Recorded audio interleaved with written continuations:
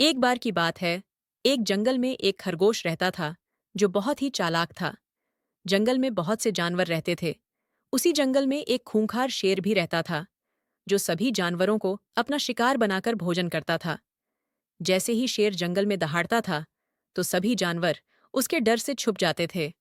अन्य जानवर शेर के डर से जंगल में चैन से अपना जीवन नहीं जी पा रहे थे। उन्हें हमेशा अपनी जान का खतरा बना रहता था। जंगल में सभी जानवरों ने मिलकर आपस में सहमति की और कहा कि आज के बाद हम सभी में से बारी बारी से रोज एक एक करके शेर के पास खुद ही जाएंगे और उसका भोजन बनेंगे। इससे बाकी लोग आराम से रह सकेंगे। और सब ने मिलकर शेर से कहा। और शेर की ओ भी आई यह बात अच्छी लगी और उसे भी अपना शिकार ढूंढना नहीं पड़ेगा।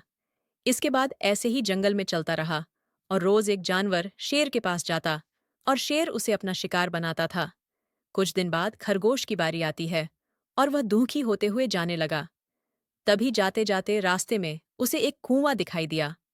उसने देखा कि उसमें उसकी परछाई दिख रही थी। उसके मन में एक ख्याल आया और वह शेर के पास चला गया। जैसे ही शेर उसे खाने के लिए आगे आया, तो खरगोश ने कहा कि रुकिए सिंह साहब, जंगल में आपसे भी बड़ा एक खूंखार शेर आया है, जो सभी जानवरों को खा जाएगा। मैं भी किसी तरह से बचकर आपके पास आया हूं।